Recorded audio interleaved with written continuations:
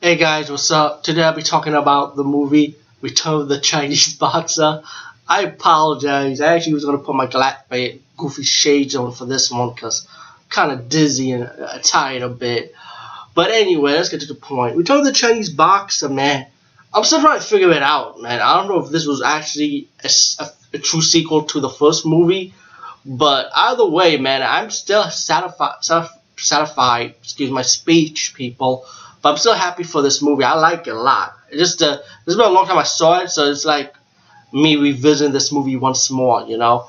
But I remember liking it the first time around, so watching it again, I still like it.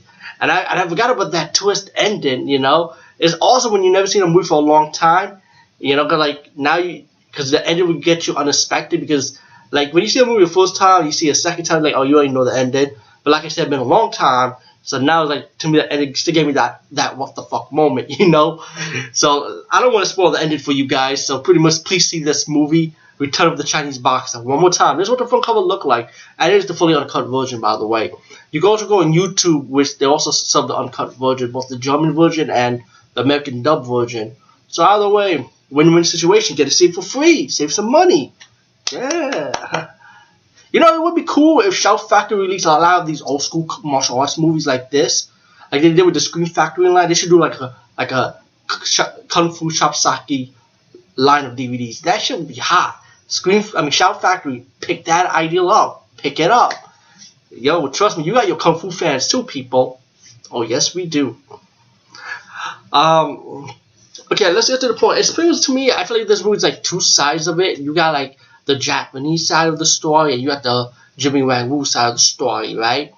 And the Japanese government, like, you got this general, he has this idea, he wants to take over China, so he wants to, like, deal with this corrupted general, like, in Chinese government, like, this corrupted general they mentioned, and they want to give him, like, swords, and, like, he's a sword collector, so they want to give him, like, swords to butter him up, like a peace treaty type of thing. But really, the Japanese government want to take over China.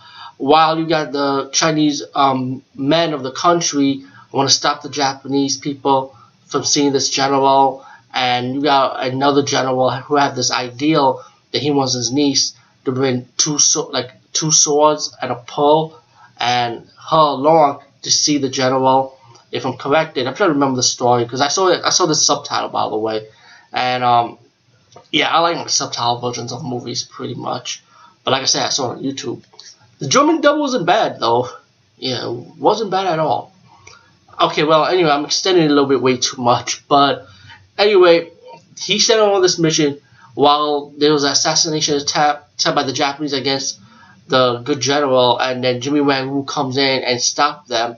So while you got this girl being protected by the Chinese soldier, sorry, my cell phone's on.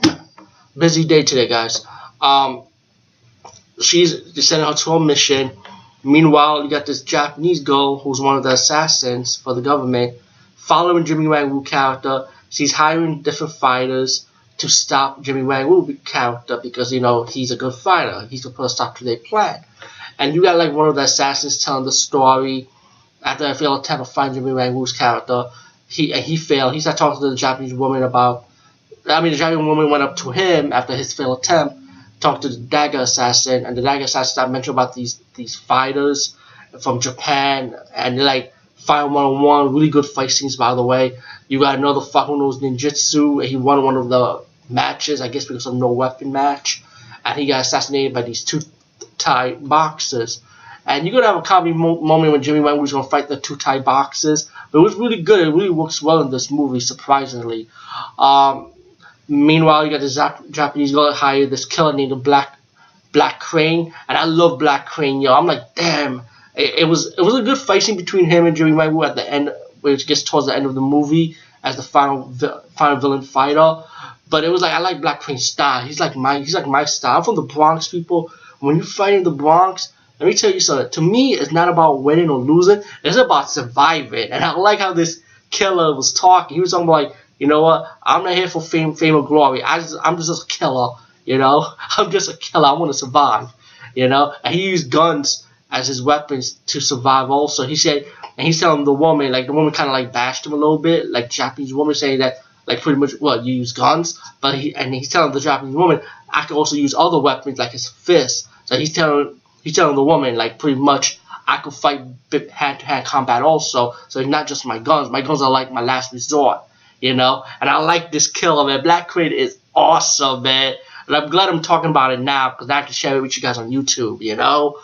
Black Crane, yo, I wish Jimmy Wang would kind of capitalize that, like, let him live in the end of the movie and, like, give him his own movie. Fuck it, Black Crane, fuck FTW, man. Fuck that shit. He could have been like a Zatoichi type of character, like an icon character and shit. But anyway, yeah, sad thing, you get likable characters would have to die anyway, right?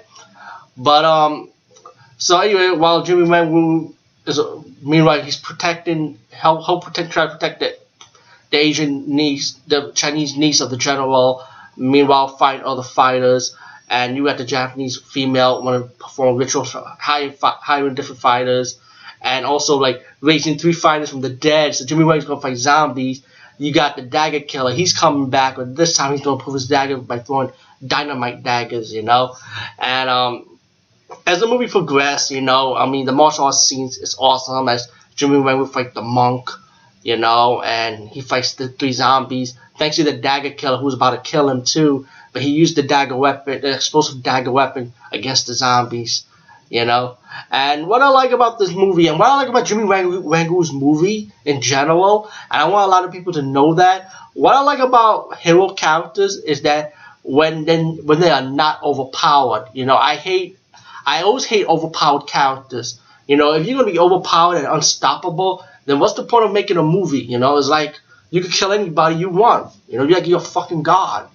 You know, and that includes anime too. You know, it's like I'm tired of these overpowered characters. It's like I like when characters like balance. You know, between having these great powers, but at the same time they do have their weaknesses. You know, like Spider-Man, for example, he's not overpowered. He does have his weaknesses too, like his emotions, his feelings. You know, will get in his way.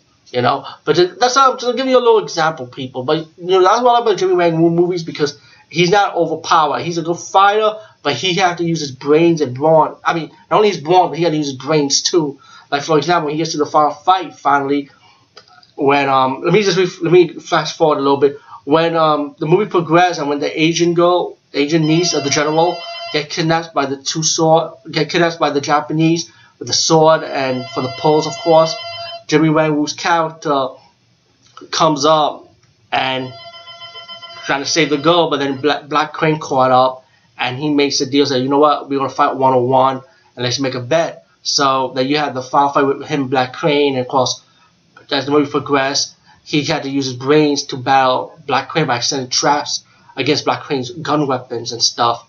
And of course, Jimmy Wang-woo's character prevails and defeated him.